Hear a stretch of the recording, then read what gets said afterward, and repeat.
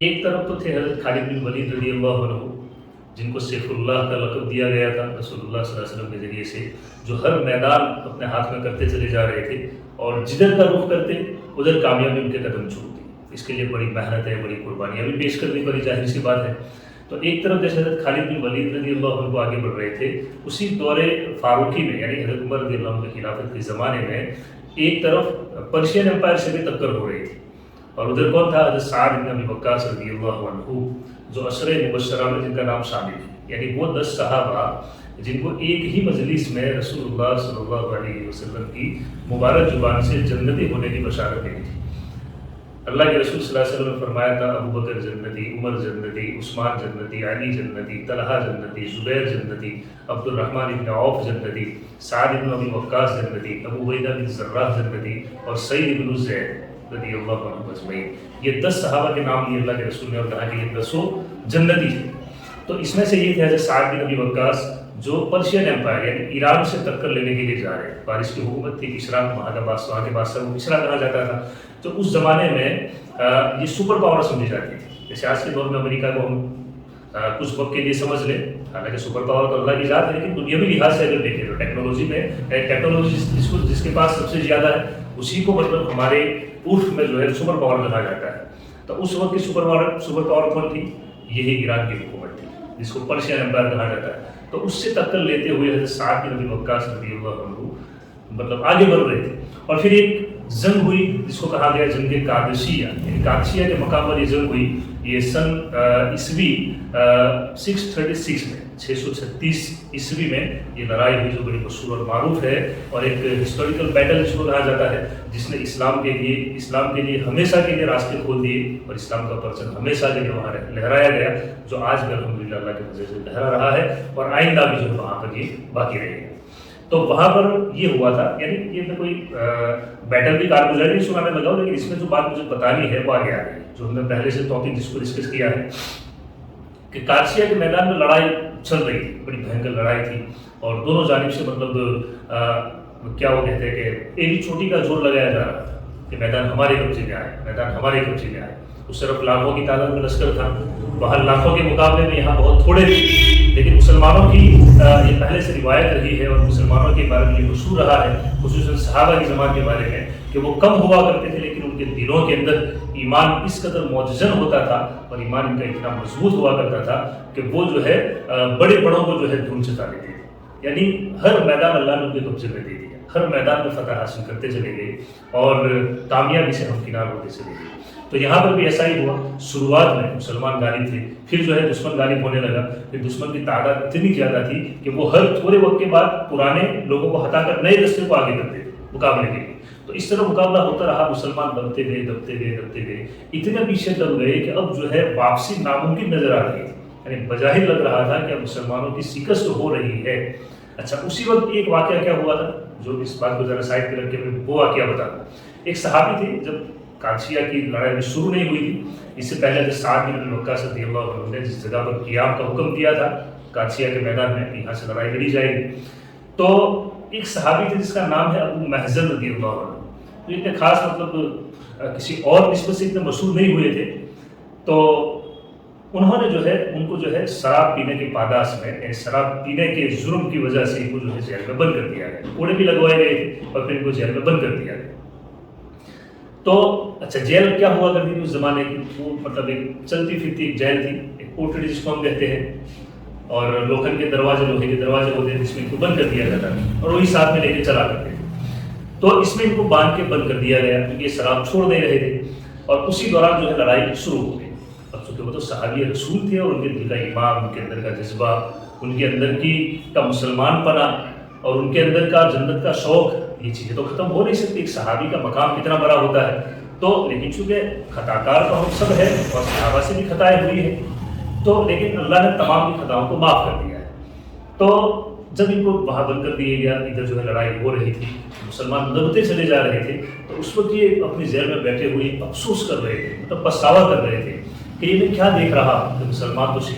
سے دو چار ہو رہے ہیں اور جو ہے اسلام کے لیے لوگ اپنی جان پیش کر رہے ہیں، اپنی جان کے نذرانے پیش کر رہے ہیں، اور میں ہوں کہ یہاں پر بن کر بیٹھا ہوا ہوں، ایک چھوٹی سی جگہ پر قید ہو کے میں بیٹھا ہوں، اٹھنے کی کوشش کرتا ہوں تو پیروں میں بندھی ہوئی زنجیریں مجھے آگے بڑھنے نہیں دیتی، آگے جانے کی کوشش کرتا ہوں تو آگے آہنی دیواریں ہیں جو مجھے باہر نکلنے نہیں دیتی، میں کروں تو کیا کروں؟ یہ کیسا دن مجھ پر آیا ہے کہ میں جو ہے مسلمانوں کے لیے، اسلام کے لیے کچھ کر نہیں پا رہا۔ یہی اصل صحابی کا وہ جذبہ ہوتا ہے کہ جو ان کو اندر سے چین سے بیٹھنے نہیں دیتا ہے۔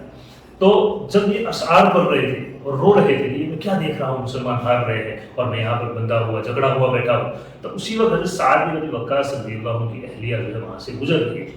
تو انہوں نے ان کے اشعار سنے، تو سن کر جو ہے ان کو مطلب ان پر رحم آیا اور انہوں نے پوچھا کہ تم کیا چاہتے ہو؟ تو کہا کہ اگر تم مجھے یہاں سے چھوڑ دو تو میں میدان میں جانا چاہتا ہوں، اپنے بھائیوں کی مدد کرنا چاہتا ہوں، اسلام کے لیے کچھ کرنا چاہتا ہوں۔ تو آگے سے حضرت سعد رضی اللہ عنہ کی اہلیہ نے کہا کہ اس پر تو پھر مجھے مطلب جواب دینا پڑے گا حضرت سعد سے کہ کس کی اجازت پر میں نے جو ہے تمہیں آزاد کر دیا، تمہیں چھوڑ دیا۔ تو آگے سے ابو محزن رضی اللہ عنہ نے کہا کہ دیکھیے میں آپ سے ایک وعدہ کرتا ہوں، اگر آپ نے مجھے کھول دیا، مجھے حضرت سعد کا گھوڑا دے دو اور ڈھال اور تلوار دے دو، اگر میں زندہ بچا تو میں واپس خود آ کر یہاں پر آ کر اپنے آپ کو باندھ کے بیٹھ جاؤں گا، کسی کو پتہ بھی نہیں چلے گا، اور اگر میں شہید ہو گیا تو کسی کو پتہ ویسے ہی نہیں چلنے والا کہ مجھے کس نے کھولا تھا۔ تو حضرت سعد رضی اللہ عنہ کی اہلیہ جو ہے اس بات پر راضی ہو گئی کہ ٹھیک ہے، انہوں نے کھول دیا، حضرت سعد کا گھوڑا اور ڈھال لے کر وہ میدان میں نکلے ہیں۔ اب دیکھو بھائی وہ مطلب یہاں سے جو بات ہائی لائٹڈ پوائنٹ جو ہے وہ کیا ہے، یعنی جو پوائنٹ جس کو ہمیں پیک کرنا ہے وہ یہ ہے کہ ایک ایسا انسان جس کو شراب پینے کے جرم میں باندھ دیا گیا ہے، اب اس سے اللہ آگے کیا کام لے رہے ہیں، یہ اصل میں سمجھنے کی ضرورت ہے۔ تو جب وہ میدان میں گئے ہیں تو اللہ کی قسم ایسی کھلبلی مچ گئی کہ جس طرف سے جا کے وہ حملہ کر گئے تو وہ پھرتیلے بہت تھے، یعنی اتنے زیادہ ایکٹیو تھے کہ کبھی ادھر نظر آتے کبھی ادھر نظر آتے، کبھی میدان کے بیچ میں نظر آتے، کبھی دائیں نظر آتے، کبھی بائیں نظر آتے، اور جس طرف سے وہ حملہ کرتے صفحے کی صفحے الٹ جاتی اور دشمن میں جو ہے کھلبلی مچ جاتی۔ تو پھر صحابہ نے دیکھا کہ یہ تو کوئی اللہ کی طرف سے فرشتہ آ گیا ہے، یہ بات جو ہے مشہور ہو گئی میدان کے اندر کہ کوئی فرشتہ اللہ نے بھیجا ہے، ہر شخص ایک دوسرے سے بات کر رہا ہے، دیکھو وہ فرشتہ اللہ نے بھیجا ہے ہماری مدد کے لیے، اور باقی بھی وہ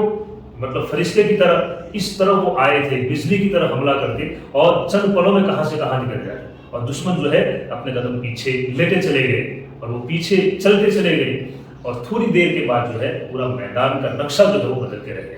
حضرت سعد رضی اللہ عنہ اپنی جگہ پر بیٹھ کر سارا منظر دیکھ رہے تھے، تو وہ معذور تھے، چل نہیں سکتے تھے بیمار ہونے کی وجہ سے، تو انہوں نے دیکھا کہ کبھی یہ سوچتے کہ یہ تو مطلب ابو محزن والا حملے کا انداز ہے، لیکن پھر ان کو خیال آتا کہ نہیں، ابو محزن تو جیل میں بند ہوا پڑا ہے، یہ تو میدان میں آ نہیں سکتا، تو پھر وہ بھی مطلب یہ اندر سے سوچنے لگ گئے کہ یہ فرشتہ ہی ہے جس کو اللہ نے ہماری مدد کے لیے بھیجا ہے۔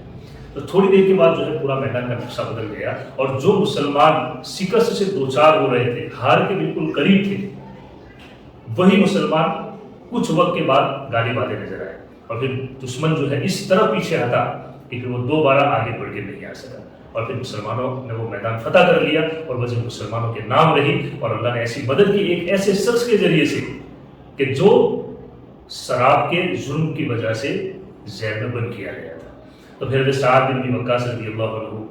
نے سب کو بلایا، پھر جو ہے باتیں یہی ہو رہی تھی کہ فرشتہ آیا تھا، پھر حضرت سعد رضی اللہ عنہ کی اہلیہ نے ساری بات کا خلاصہ کیا کہ سب یہ فرشتہ نہیں تھا بلکہ یہ ابو محزن تھے کہ جس کو اس طرح جو ہے میں نے چھوڑا اور اس طرح سے واقعہ پیش آیا۔ تو حضرت سعد بن ابی وقاص رضی اللہ عنہ نے ان کو سینے سے لگایا، کسی کو گلے سے لگایا اور کہا کہ تو اللہ کا سپاہی ہے، اب سعد تجھے کبھی قید نہیں کرے گا، یعنی سعد تجھے کبھی بند نہیں کرے گا۔ تو میرے بھائیو، یہاں سے یہ لیسن مجھے اور آپ کو لینے کی ضرورت ہے کہ ہم بھی اطراف میں دیکھتے ہیں کہ کئی ایک سارے لوگ جو ہے ان کو ہم گناہ کرتے دیکھ لیتے ہیں، کسی کا گناہ ہمارے سامنے آ گیا، کوئی گنہگار اگر ثابت ہو گیا، کسی سے کوئی جرم ہو گیا، کوئی خطا ہو گئی، تو ہم اس کو جو ہے یعنی اس کی پوری زندگی کو زیرو سے ملٹیپلائی کر دیتے ہیں۔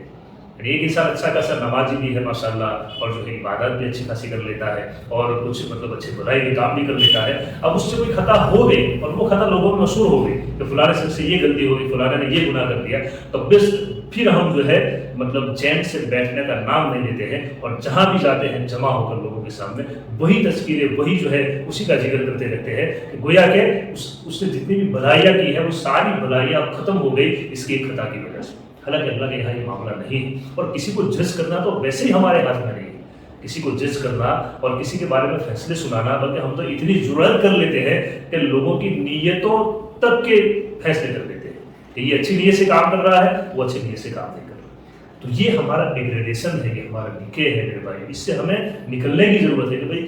امت مجرمۃ ورب الغفور، عرض پر لکھا ہے یہ جملہ کہ امت ساری کی ساری گنہگار ہے اور رب جو ہے وہ بخشنے والا ہے۔ تو وہ رب بخشنے والا ہے، وہ معاف کرے گا اپنے بندوں کو، ہمیں کسی اور کا حساب لینا نہیں ہے۔ اور کسی کی غلطی اگر سامنے آ جاتی ہے تو ہم اس کو جو ہے زیرو سے ملٹیپلائی نہیں کر سکتے، اس لیے کہ کس کا کون سا عمل اللہ کے یہاں مقبول ہے اور کس عمل کی بنا پر اللہ اس سے کتنا بڑا کام لینے والے ہیں، اس کو جو ہے کتنا بینیفیشیل لوگوں کے لیے بنانے والے ہیں، یہ نہ میں جانتا ہوں نہ آپ جانتے ہیں۔ یہاں پر حضرت ابو محذر رضی اللہ عنہ کے بارے میں لوگوں نے مطلب کسی کو کیا گمان بھی تھا اس طرح کہ اس طرح اتنی بڑی ہسٹوریکل بیٹل اور یہ اس طرح ہارنے کے بعد جیت میں بدل جائے گی، فتح میں بدل جائے گی، اور اس کے لیے ایسے شخص کو ذریعہ بنایا جائے گا کہ جس کو جو ہے شراب کی پاداش میں کوڑے بھی جس نے کھائے ہیں اور جس کو جو ہے جیل میں بند کر دیا گیا ہے۔ لیکن میرے بھائیوں، یہی اللہ کے اپنے انداز ہے، یہی اللہ کی اپنی مطلب سنت ہے، اور یہی اللہ کے اپنے نرانے انداز ہے کہ وہ جس سے چاہتا ہے کام لے لیتا ہے۔ اس کا کون سا عمل اللہ کو پسند آ جائے اور کس وقت جو ہے اس کے ذریعے کتنا بڑا ہدایت کا کام اللہ لے لے اور کتنا بڑا خیر اور بھلائی کا کام اللہ اس سے لے لے،